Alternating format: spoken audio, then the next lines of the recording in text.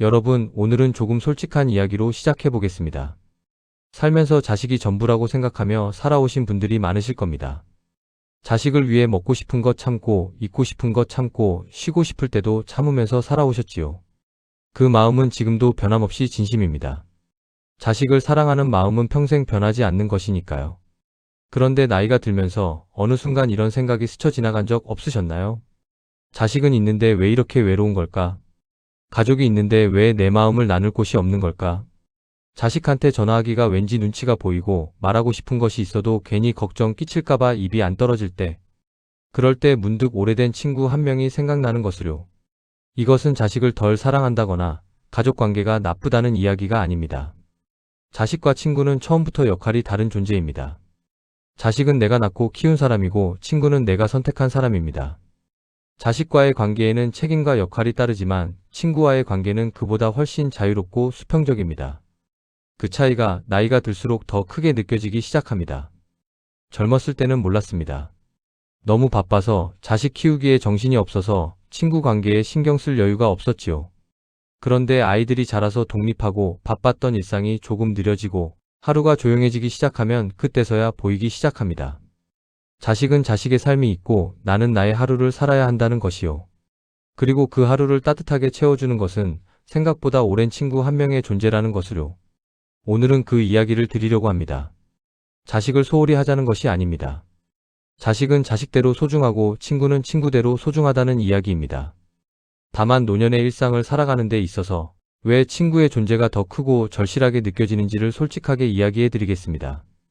이 이야기를 들으시고 나면 지금 곁에 있는 친구가 얼마나 귀한 존재인지 새롭게 느껴지실 것입니다. 자, 천천히 시작하겠습니다.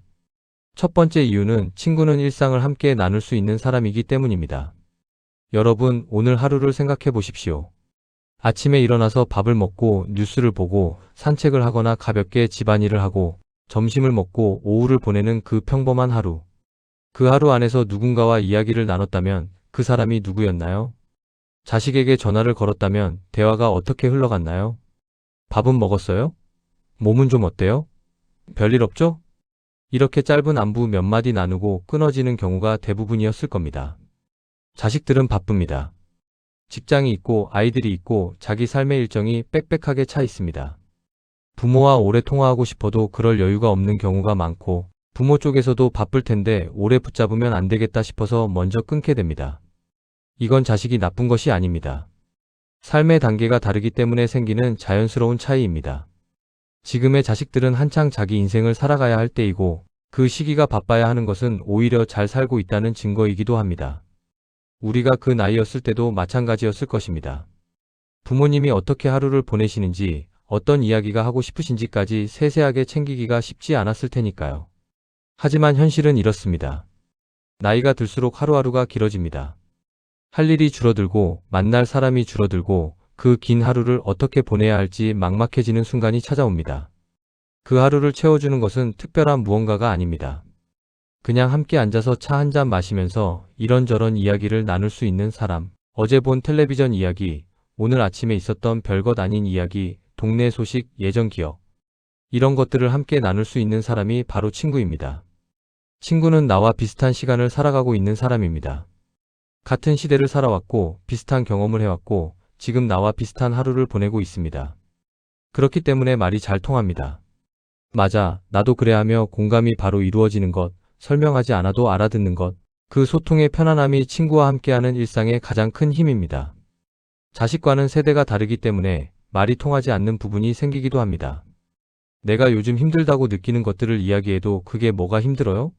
라는 반응이 돌아올 때, 또는 내가 좋다고 느끼는 것들에 대해 자식이 전혀 공감하지 못할 때, 그 세대 차이가 때로는 외로움을 더 크게 만들기도 합니다. 반면에 오랜 친구와 이야기할 때는 다릅니다. 내가 요즘 무릎이 아파서 계단이 힘들다고 하면 친구는 나도 요즘 그래. 우리 나이엔 어쩔 수 없어 하며 바로 공감해 줍니다. 내가 좋아하는 옛날 드라마 배우 이야기를 해도 친구는 그 이름을 알고 그 시절 이야기를 함께 나눌 수 있습니다. 이 작은 공감들이 모여서 하루를 따뜻하게 만들고 그 따뜻한 하루들이 쌓여서 노년의 삶의 질을 만들어갑니다. 친구와의 일상을 지키기 위해서는 관계를 꾸준히 유지하는 것이 중요합니다. 자주 만나기 어렵다면 자주 연락하는 것으로 대신할 수 있습니다. 주 1회 짧은 통화, 2주에 한 번 함께 가볍게 산책하는 것, 달에 한 번 같이 밥을 먹는 것. 거창하지 않아도 됩니다. 규칙적으로 연결되는 것이 중요합니다.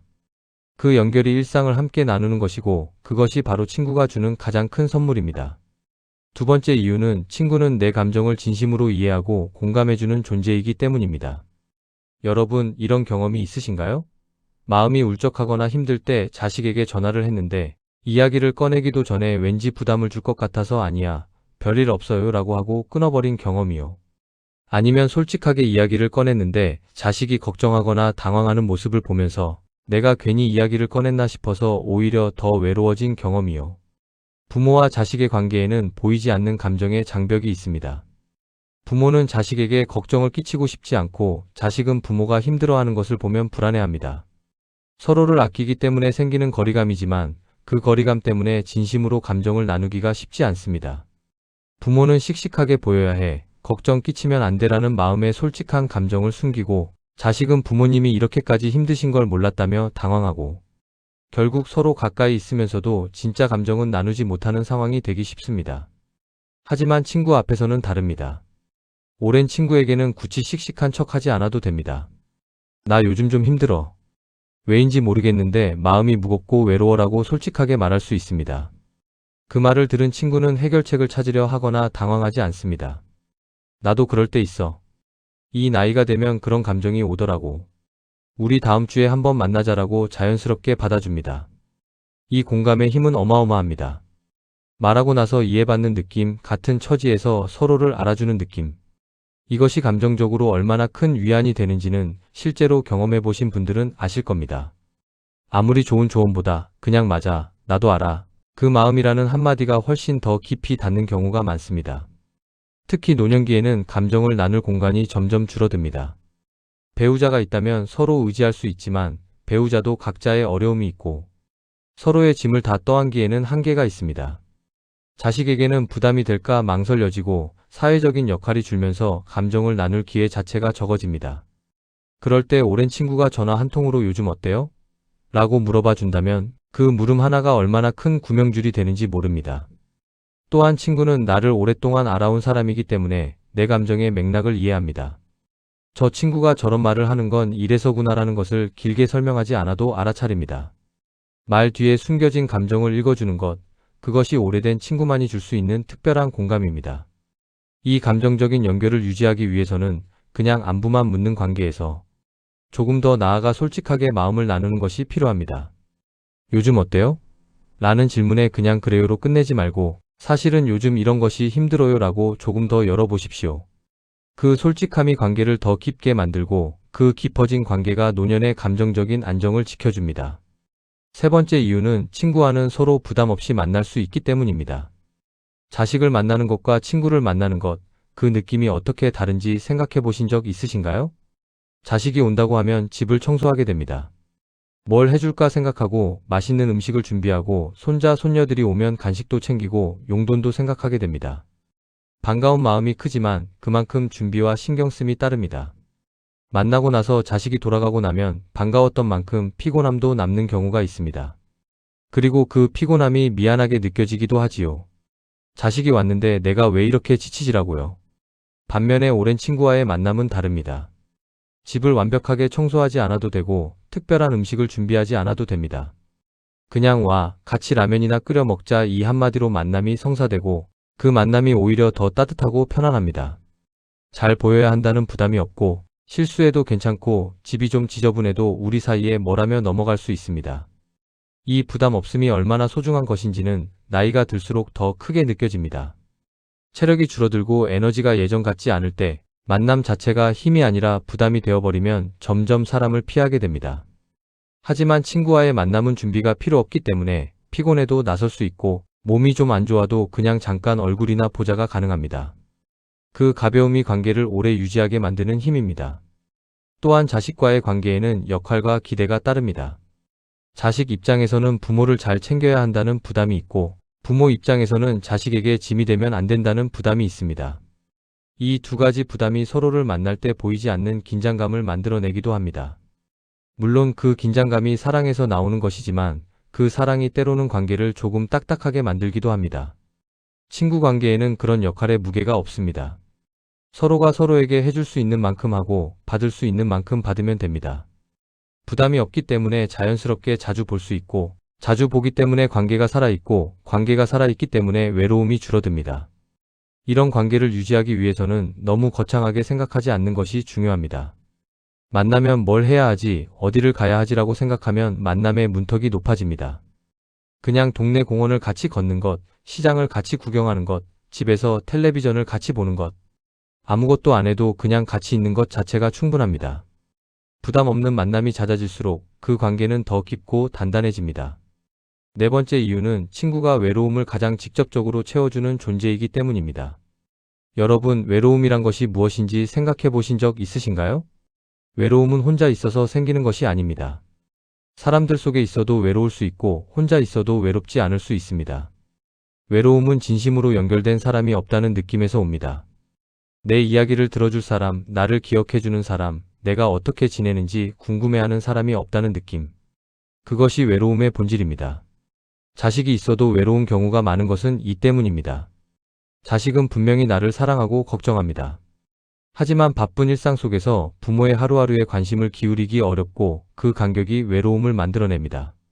우리 아이가 나를 사랑하는 건 알지만 요즘 내가 어떻게 지내는지는 잘 모르겠지라는 느낌. 그 느낌이 외로움입니다. 반면에 친구는 일상에서 가장 가까운 거리에 있습니다. 어제 있었던 일을 오늘 바로 나눌 수 있는 사람, 오늘 아침 기분이 어떤지 물어봐주는 사람, 내가 며칠 연락이 없으면 무슨 일 있어요? 하며 먼저 확인해주는 사람. 이 사소한 관심들이 외로움을 채워줍니다. 거창한 것이 아닙니다. 내 일상에 관심을 갖는 사람이 있다는 것, 그것만으로도 외로움은 훨씬 줄어듭니다. 노년의 외로움은 생각보다 훨씬 깊고 무겁습니다. 사회적 역할이 줄어들고 세상이 나를 기억하지 않는 것 같은 느낌이 들고 하루가 길고 고요하게 흘러갈 때, 그 외로움은 단순한 감정의 문제가 아니라 건강 전체에 영향을 미칩니다. 외로움이 깊어지면 우울감이 찾아오고 생활 습관이 흐트러지고 면역력도 약해질 수 있습니다. 반대로 좋은 친구 관계를 유지하는 사람은 그렇지 않은 사람에 비해 더 오래, 더 건강하게 살 수 있다는 것이 여러 연구에서 밝혀진 사실이기도 합니다.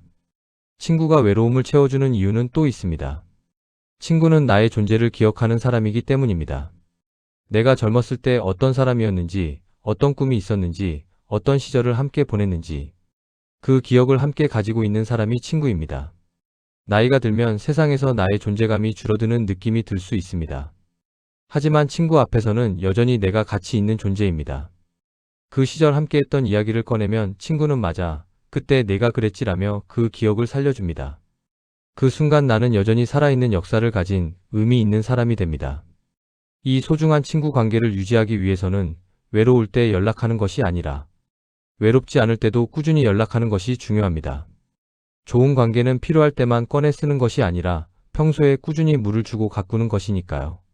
오늘 이 이야기를 들으시고 나서 오랫동안 연락하지 못했던 친구에게 먼저 연락해 보시길 권합니다.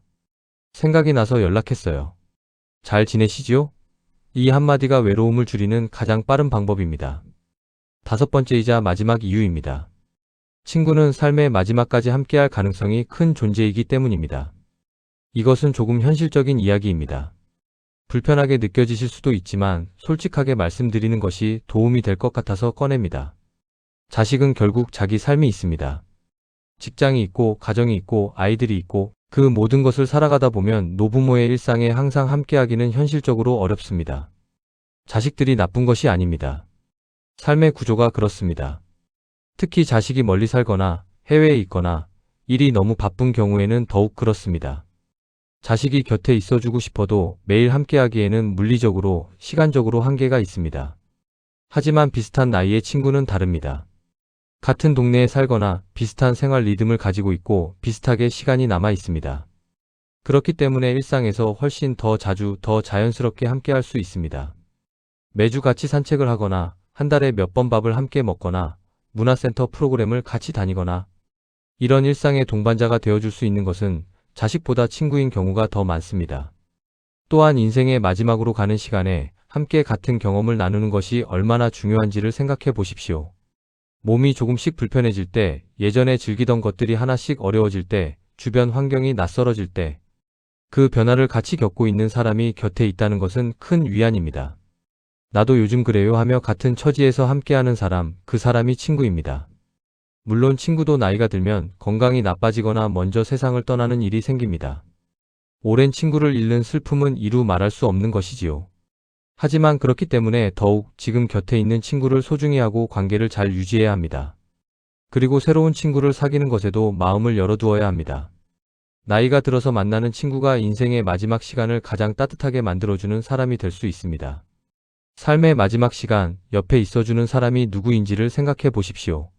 매일 찾아올 수 있는 사람, 전화 한 통으로 달려올 수 있는 사람, 그냥 옆에 앉아서 손을 잡아줄 수 있는 사람. 그 사람이 반드시 가족인 것은 아닙니다. 오랜 세월을 함께 살아온 친구가 그 자리에 있을 때가 많습니다. 지금 이 순간 그런 친구가 있다는 것이 얼마나 큰 복인지 새삼 느껴지시지 않으신가요? 오늘 5가지 이유를 이야기해드렸습니다. 일상을 함께 나눌 수 있기 때문에, 감정을 진심으로 공감해주기 때문에, 부담 없이 만날 수 있기 때문에, 외로움을 가장 직접적으로 채워주기 때문에, 그리고 삶의 마지막까지 함께할 수 있기 때문에, 이 5가지가 노년의 삶에서 친구의 존재가 더욱 소중하게 느껴지는 이유입니다. 한 가지 꼭 말씀드리고 싶습니다. 오늘 이야기는 자식이 중요하지 않다는 이야기가 아닙니다. 자식은 여전히 세상에서 가장 소중한 사람입니다. 자식과의 관계는 어떤 관계도 대신할 수 없는, 그 무엇과도 비교할 수 없는 사랑의 관계입니다. 다만 자식과 친구는 역할이 다르다는 것입니다.